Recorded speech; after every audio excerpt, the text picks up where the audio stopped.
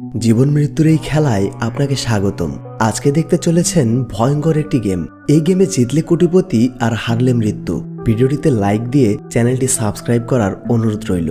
তো চলুন শুরু করি জীবন মৃত্যুর ভয়ানক গেম নিয়ে মুভি মাফিয়া দ্য সার্ভাইভাল এর গল্প। মুভি শুরু হয় রাশিয়ার মস্কো থেকে। সালটা 2072, মানে ফিউচারের পৃথিবী দেখানো হয়েছে। গেমের শুরুতেই গেম কন্ট্রোলারকে দেখা যায়। কন্ট্রোলারকে আজ পর্যন্ত কেউই দেখেনি। গেমটি টিভিতে প্রচার করা হলেও কন্ট্রোলার সবসময় আড়ালেই থেকেছে। প্রতি বছরের মতো আজও গেমটি শুরু হতে যাচ্ছে। এই বছর মাফিয়া গেমে অংশগ্রহণ করেছে 11 জন। এদের মাঝে 9 জন সিভিলিয়ান আর 2 জন মাফিয়া। কম্পিটিটররা একে অপরের সম্বন্ধে কিছুই জানে না। গেমের নিয়ম অনুসারে সিভিলিয়ানদের মাফিয়াকে খুঁজে বের করতে হবে এবং ফাইনাল রাউন্ড পর্যন্ত মাফিয়া নিজের পরিচয় গোপন রেখে সিভিলিয়ানদের মতো আচরণ করবে। তবে সিভিলিয়ানদের ভুল হলে মাফিয়াদের সিলেকশন অনুযায়ী একজনকে মেরে ফেলা হবে। এছাড়াও প্রতি রাতে মাফিয়ার সিলেকশন অনুযায়ী একজনকে মেরে ফেলা হবে। যত দ্রুত সিভিলিয়ানরা মাফিয়াকে খুঁজে বের করবে ততটাই তাদের বেঁচে থাকার সম্ভাবনা বেড়ে যাবে। এবছর গেমের প্রাইজ মানি হিসেবে ধরা হয়েছে $1 মিলিয়ন। এখানে হারলে মৃত্যু কিভাবে হবে তা আমরা একটু পরেই দেখতে পাবো।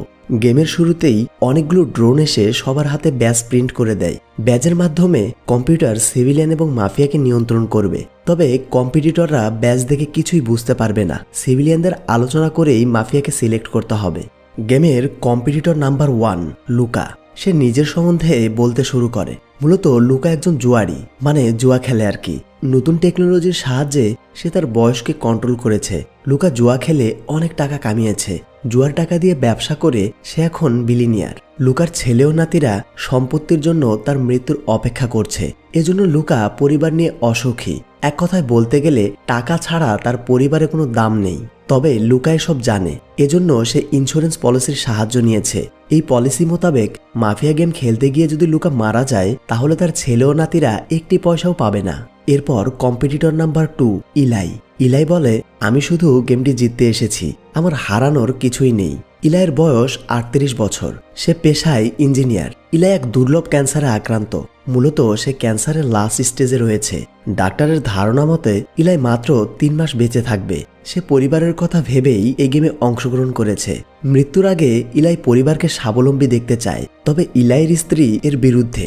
সে চায় ইলাই মৃত্যুর আগ পর্যন্ত তাদের সাথেই থাকুক। ইলাইয়ের স্ত্রী অনেক রিকোয়েস্ট করেও তাকে আটকাতে পারেনি। এরপর কম্পিটিটর নাম্বার 3 এবং 4, এই দুজন ওয়াইল্ড কার্ড প্লেয়ার্স। এরা দুজন প্রাইজ মানি জিততে পারবে না। এরা আলাদা আলাদা পুরস্কার পাবে। আচ্ছা, আগে পরিচয় করে দেই। প্রথম জন হচ্ছে ইভান আর দ্বিতীয় জন বুচার। দুজন মূলত সাজাপ্রাপ্ত কয়েদি। যদি তারা গেমে জিতে যায় তাহলে তারা মুক্ত হবে, মানে জেল থেকে ছাড়া পাবে আর কি। ইভান বলে, আমি সবাইকে একটি কথা বলতে চাই, আমি কোনো অপরাধ করিনি, আমাকে মিথ্যা মামলায় ফাঁসানো হয়েছে। এটা শুনে বুচার বলে, আরে হ্যাঁ, আমিও অপরাধী নই, নিজের সাফাই না গিয়ে গেমের কথা বলো। ইভান বলে, আমি একজন সিভিলিয়ান, আমি কোনো মাফিয়া নই। এরপর বুচার বলে, মিস্টার বুচার কোনো মাফিয়া নয়, আমার গেমের সাথে কোনো সম্পর্ক নেই, আমি টাকার জন্য নয়, জেল থেকে ছাড়া পাওয়ার জন্যই এই গেম খেলতে এসেছি। Next competitor number 5 Walter. Walter বলে, সত্যি বলতে আমি মাফিয়া নই, আমি একজন সিভিলিয়ান। একজন আর্মি অফিসার মিথ্যা বলে না। আশা করি তোমরা সবাই বুঝতে পেরেছ। পরের কম্পিটিটর নম্বর 6 কেট। কেট বলে, আমি একজন সিভিলিয়ান, আমি আমার অতীত সম্বন্ধে জানতেই এই গেমে এসেছি। কথাটা বেশ জটিল। মুভিতে আস্তে আস্তে আমরা সবার সম্বন্ধেই জানতে পারবো। এর পরের কম্পিটিটর নম্বর 7 লরা। লরা বলে, আমি এখানে আমার পুরনো জীবনকে ফিরে পেতে এসেছি, আমি কোনো মাফিয়া নই। এরপর নম্বর 8 কিডেন। কিডেন বলে, আমি জানি আমি এই গেমে জিতবো, আর এজন্যই আমি এখানে এসেছি। এরপর নম্বর 9 কনস্টেটিন। কনস্টেটিন বলে, আমার সম্বন্ধে যা ইচ্ছা ভাবতে পারো, আস্তে আস্তে তোমরা সবই জানতে পারবে। নেক্সট কম্পিটিটর নম্বর 10 পিটার। পিটার বলে, আমার কাছে কোনো রাস্তা ছিল না, ধরতে পারেন এটাই আমার কপাল। এরপর লাস্ট কম্পিটিটর নম্বর 11 মেরি। মেরি বলে, আমি স্বপ্ন পূরণ করতেই এই গেমে এসেছি, আমি প্রমাণ করতে চাই সবকিছুই সম্ভব। গেমের কম্পিটিটরদের ব্যাপারে আমরা অনেক কিছু জানতে পেরেছি। আস্তে আস্তে আরো অনেক ঘটনা সামনে আসবে। গেমের কন্ট্রোলার 10 মিনিট টাইম সেট করে দেয়। এর মাঝেই সিভিলিয়ানদের ভোট দিয়ে একজন মাফিয়াকে সিলেক্ট করতে হবে। অলরেডি পুরো শহরে গেমটি লাইভ চলছে। সারা দেশের মানুষ প্রথম মৃত্যু দেখার জন্য টিভির দিকে তাকিয়ে আছে। এদিকে লুকা বলে, তোমরা কেউ কিছু বলতে চাও? এটা শুনে বুচার বলে, হ্যাঁ আমি বলতে চাই তোমার ব্যাপারে। গেমের প্রথমে আমি তোমার মৃত্যু দেখতে চাই। এসব শুনে ম্যারি বলে, উল্টাপাল্টা কথা বলে লাভ নেই, আমাদের হাতে সময় কম। কনস্ট্যান্টিন তুমি কিছু বলতে চাও? কনস্ট্যান্টিন বলে, প্রথম রাউন্ডে আমি কিছুই বলতে চাই না। ম্যারি সবাইকে বলে, আমার মতে কিডেন একজন মাফিয়া। ম্যারির কথা শুনে পিটার বলে, আমারও মনে হয় কিডেন মাফিয়া। এসব শুনে বুচার বলে, তোমরা থামো, আমি তোমাদেরকে চিনি। আমি ম্যারির নাচ দেখেছি কোনো একটা মিউজিক্যাল প্রোগ্রামে। মূলত ম্যারি একজন প্রফেশনাল ডান্সার। সে তার অসাধারণ ডান্সের মাধ্যমে অনেক পরিচিতি লাভ করেছিল। পিটার ম্যারির প্রত্যেকটি পারফরমেন্স দেখতে আসতো। শুধু তাই নয়, পিটার ম্যারিকে অনেক ভালোবাসে। সে ম্যারির জন্যই এই গেমে অংশগ্রহণ করেছে। একদিন বাসায় ফেরার সময় ম্যারি একটি গুরুতর অ্যাক্সিডেন্ট করে। চিকিৎসার মাধ্যমে তার জীবন বাঁচলেও ম্যারির একটি পা অকেজো হয়ে যায়। আবারও ডান্সে ফেরার জন্য তার একটি আর্টিফিশিয়াল পায়ের দরকার। তবে এই টেকনোলজি আর অপারেশন অনেক ব্যয়বহুল। ম্যারি আবারও ডান্সে ফেরার জন্য মানে পা ঠিক করার জন্যই মাফিয়া গেমে অংশগ্রহণ করেছে। যেহেতু পিটার ম্যারিকে সাহায্য করছে, এজন্য সবাই ম্যারিকে ভোট দিতে শুরু করে। এসব দেখে পিটার বলে, তোমরা ম্যারিকে ভোট দিও না, আমি মাফিয়া, আমাকে ভোট দাও। তবে কেউ পিটারের কথা বিশ্বাস করে না। দেখতে দেখতে ম্যারি 6টি ভোট পায়। Mary disqualified. কম্পিউটার স্ক্রিনে দেখানো হয় ম্যারি একজন সিভিলিয়ান, মানে তারা আসল মাফিয়াকে সিলেক্ট করতে পারেনি। ম্যারি গেম থেকে বাদ পড়ায় তাকে একটি ভার্চুয়াল মেশিনের ভেতরে পাঠানো হয়।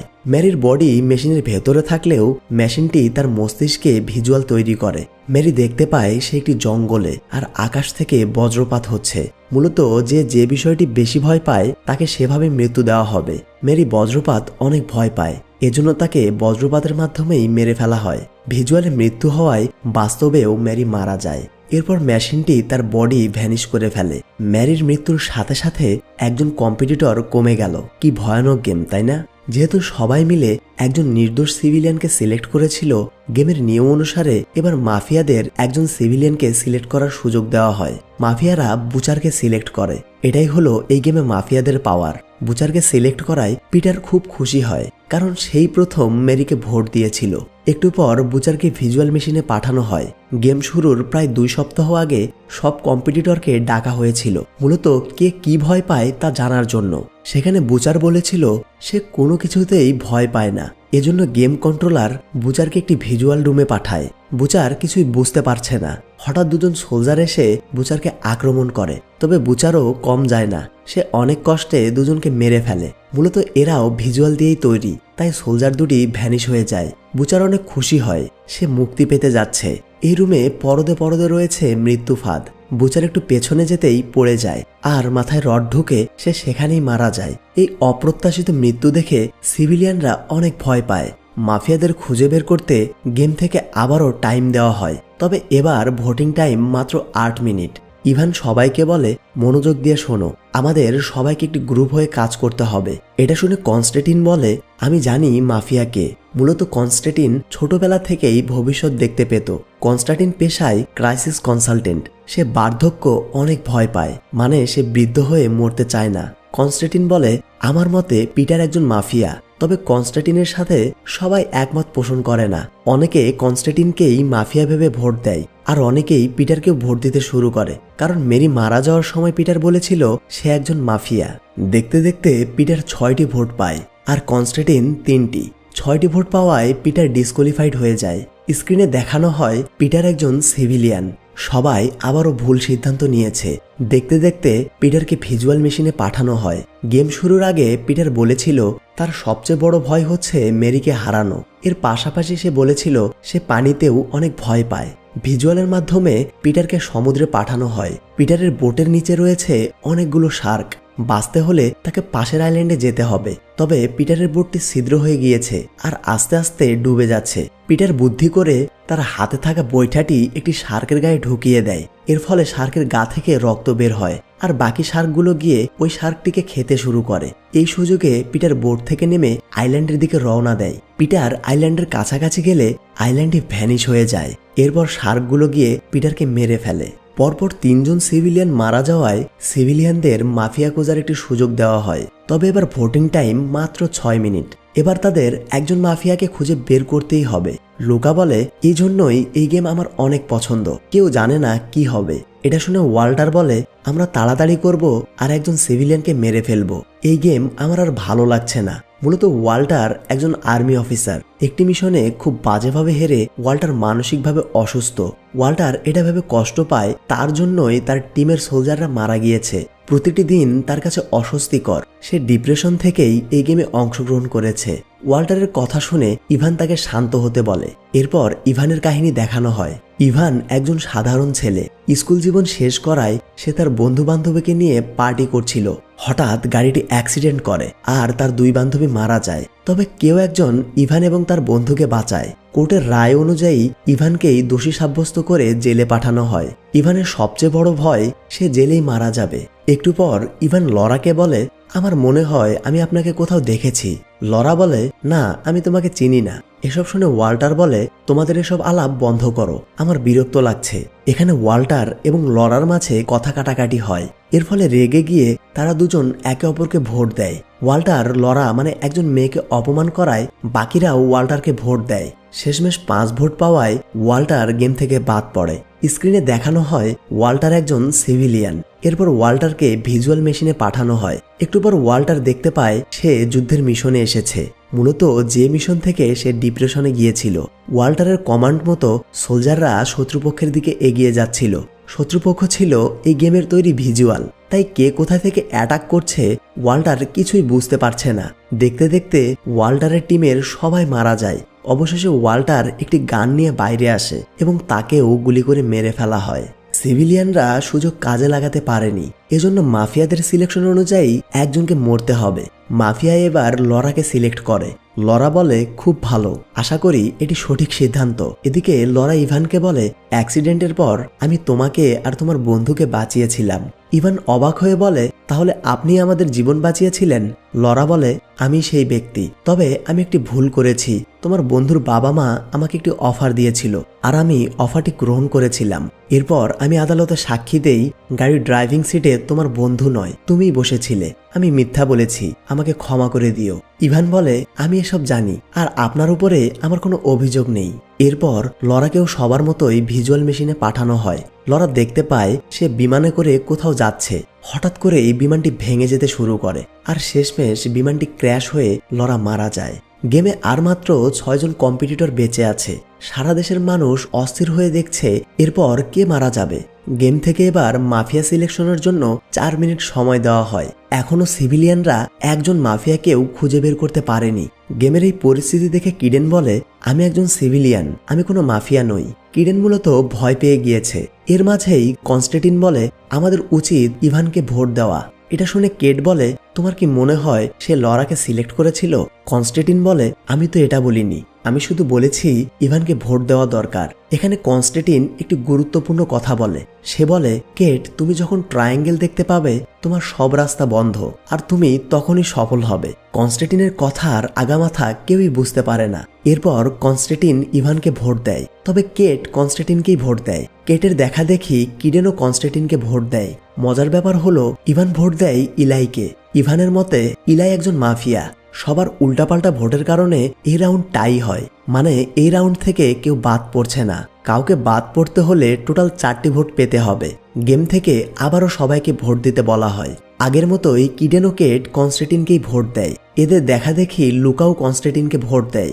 আরেকটি ভোটের জন্য কিডেন ইভানকে বলে, তুমিও কনস্ট্যান্টিনকে ভোট দাও, তবে ইভান আবারও ইলাইকে ভোট দেয়। এসব দেখে কনস্ট্যান্টিন নিজের ভোট নিজেকেই দেয়। এর সাথে সাথে কনস্ট্যান্টিন টোটাল 4টি ভোট পায়। কনস্ট্যান্টিনের এই কাজ দেখে সবাই বেশ অবাক হয়। কেট বলে, কেউ নিজের ভোট নিজেকেই দিতে পারবে? কনস্ট্যান্টিন, তুমি কি মাফিয়া? গেম কন্ট্রোলার বলে, কেউ চাইলে নিজের ভোট নিজেকেই দিতে পারে, এতে কোনো সমস্যা নেই। এরপর স্ক্রিনে শো করে কনস্ট্যান্টিন আসলেই একজন মাফিয়া। কনস্ট্যান্টিন কেন নিজেকে স্যাক্রিফাইস করলো তা আমরা গেমের শেষের দিকে জানতে পারবো। একটু পর কনস্ট্যান্টিনকেও ভিজুয়াল মেশিনে পাঠানো হয়। দেখা যায় কনস্ট্যান্টিন একটি সিঁড়ির সামনে দাঁড়িয়ে আছে। কনস্ট্যান্টিন সিঁড়ি থেকে নিচে নামতে গেলে এক ছেলের সাথে ধাক্কা খায়। ছেলেটি তাকে দেখে শুনে চলতে বলে। কনস্ট্যান্টিন নিচে এসে গ্লাসে তার চেহারা দেখে অনেক অবাক হয়। অল্প কিছুক্ষণের ব্যবধানে সে অনেক বৃদ্ধ হয়ে গিয়েছে। কনস্ট্যান্টিন বলেছিল বৃদ্ধ হয়ে মারা যেতে সে অনেক ভয় পায়। একটু পর কনস্ট্যান্টিন সবার উদ্দেশ্যে বলে, আমি গেম পরিবর্তন করে দিয়েছি। আমি মিথ্যা বলেছি যে আমি বার্ধক্য অনেক ভয় পাই। মূলত কনস্ট্যান্টিন গেমে এসেছিল গেমটি পরিবর্তন করার জন্য। দেখতে দেখতে কনস্ট্যান্টিন মারা যায়। দুজন মাফিয়ার মাঝে একজন মারা গিয়েছে, আরেকজনকে সিলেক্ট করতে পারলেই সিভিলিয়ানরা $1 মিলিয়ন জিতে যাবে। গেমে এবার টান টান উত্তেজনা শুরু হয়। গেম কন্ট্রোলার সবাইকে বলে একটি রাত পার হওয়ার কারণে এখন মাফিয়ার সিলেকশন অনুযায়ী একজন সিভিলিয়ান গেম থেকে বাদ পড়বে। এবার মাফিয়াকে সিলেকশনের জন্য সময় দেওয়া হয়। একটু পর কন্ট্রোলার অ্যানাউন্স করে মাফিয়া ইভানকে সিলেক্ট করেছে, তাই ইভান গেমের এই রাউন্ড থেকে বাদ পড়ছে। কেট এই বিষয়টিতে অনেক মন খারাপ করে, আর বাকিরা মনে করে ইভান আসলেই মাফিয়া। তবে স্ক্রিনে দেখানো হয় ইভান একজন সিভিলিয়ান। ইভান বলে সবাই জানতে পেরেছে আমি অপরাধী নই। দেখতে দেখতে ইভানকে ভিজুয়াল মেশিনে পাঠানো হয়। দেখা যায় ইভানকে জেলখানায় আনা হয়েছে। সে কল্পনায় তার মাকে দেখতে পায়। ইভানের সবকিছু জুড়েই তার মা। এদিকে জেলখানার অনেকগুলো গার্ড ইভানকে গুলি করে মেরে ফেলে। গেমে আর বাকি রয়েছে মাত্র 4 জন। এদের মাঝে 3 জন সিভিলিয়ান আর একজন মাফিয়া। ভোটিং এর জন্য সময় দেওয়া হয়। লুকা বলে আমরা ভুল সিদ্ধান্ত নিলে একজন মারা যাবে, এরপর মাফিয়া আরেকজনকে মারার সুযোগ পাবে, তাই আমাদের ভেবেচিন্তে সিদ্ধান্ত নিতে হবে। ইলাই তুমি কি মাফিয়া? ইলাই বলে আমি চুপ আছি বলে তোমরা আমাকে যা ইচ্ছা তাই ভাবতে পারো না। আমি জানি কেট ও কিডেন কাপল, ওরা যা বলবে এখন তাই হবে। এরপর আমাদেরকে কেট ও কিডেনের পাস্ট দেখানো হয়। কিডেন ভবঘুরে টাইপের ছেলে। মূলত সে বন্ধুদের সাথে বাজি ধরেই এই গেমে এসেছে। গেম শুরুর একদিন আগে হঠাৎ কেটের সাথে কিডেনের দেখা হয়। কথাবার্তার মাঝে কেট কিডেনকে জানায় উঁচু পাহাড়, মরুভূমি আর সাপকে সে অনেক ভয় পায়। সে তার সম্বন্ধে কিডেনকে সব জানায়, কিন্তু তারা একে অপরে জানতো না তারা দুজন মাফিয়া গেমে অংশগ্রহণ করেছে। কিডেন সবাইকে বলে আমরা গেম শুরুর একদিন আগে পরিচিত হয়েছি। কেটো বলে এটাই সত্যি, আমি গেমে এসে কিডেনকে দেখে বেশ অবাক হয়েছি। দেখতে দেখতে ভোটিং সময় শেষ হয়ে যায়। এজন্য গেম নিজেই সিলেক্ট করবে এই রাউন্ড থেকে কে বাদ পড়ছে। 10 সেকেন্ড পর গেম কন্ট্রোলার জানায় গেম এবার কেটকে সিলেক্ট করেছে, মানে কেট ডিসকোয়ালিফাইড। বিগ স্ক্রিনে দেখানো হয় কেট একজন সিভিলিয়ান।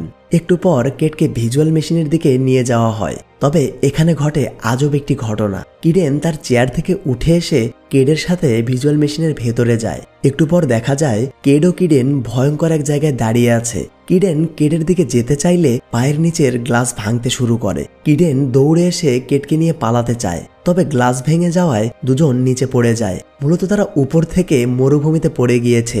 একটু পর তারা দুজন পাহাড়ের মাঝে একটি ট্রায়াঙ্গেল দেখতে পায়। কেট বলে কনস্ট্যান্টিন কি তাহলে সত্যি বলেছিল? মূলত কনস্ট্যান্টিন তাদেরকে আগেই ট্রায়াঙ্গেলের ব্যাপারে বলেছিল। দুজন আস্তে আস্তে পাহাড়ের ভেতরে যেতে শুরু করে। দেখতে দেখতে অনেকগুলো লাভার তৈরি সাপ তাদের দিকে ছুটে আসে।